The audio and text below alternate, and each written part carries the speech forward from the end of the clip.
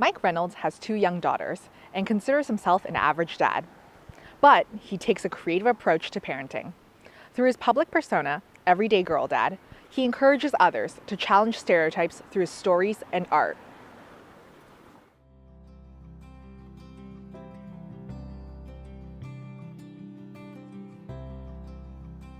I am Mike Reynolds. I am a dad to 2 young girls, also a writer and communicator, and now cross-stitcher and doer of many different things. The thing that I like to talk about most importantly is that I am a dad to 2 young girls, because that to me is one of the most important roles that I do have in my life, and that's the thing that I do write about a lot, not just being a dad to daughters anymore, but also what that means in terms of me as a man, in terms of masculinity, and in terms of how do we talk about fatherhood in a way that is involved and supportive of everyone, kind of thing. No, I was thinking if it could fit on the floor. Oh yeah?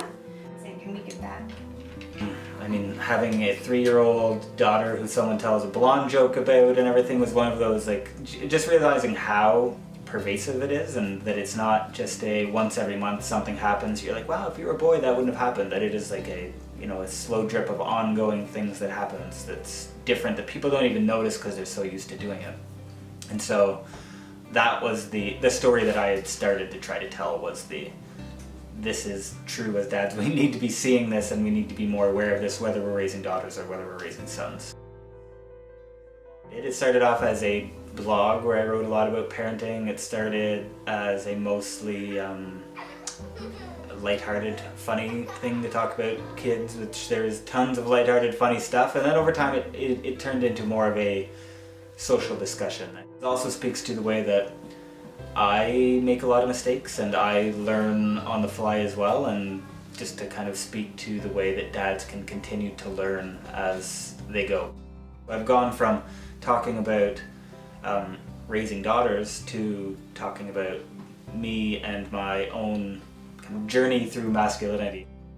I started realizing things that I hadn't realized previously. That was a failure on my part to listen to the stories that women would be putting out there. We see people in the like common spaces, like when we're out and about, that'll come up and talk about like the work he's doing, or the blog, or just being connected. Like we get stopped places.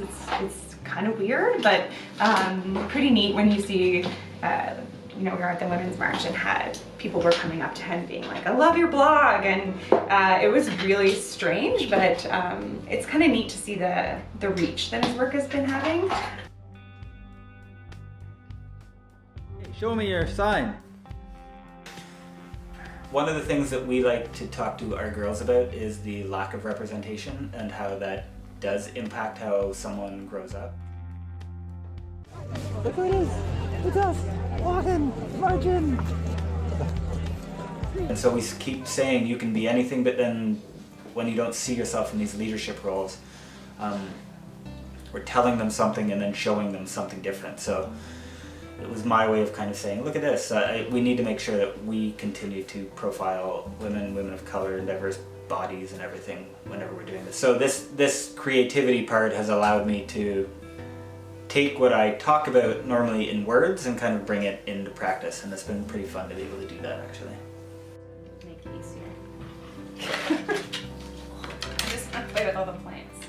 So it's kind of trying to cross those gender boundaries that people put up that are only held together by what's in our mind, right? There is no actual reason why men shouldn't be cross-stitching beyond them thinking that they're not supposed to. So whenever you help people kind of navigate those things, and whenever I'm helped by others to navigate those things, those are some of my favorite moments, to see people be happy doing something that they had never tried before, and that they tried because you put yourself out there and showed them that it's okay to try.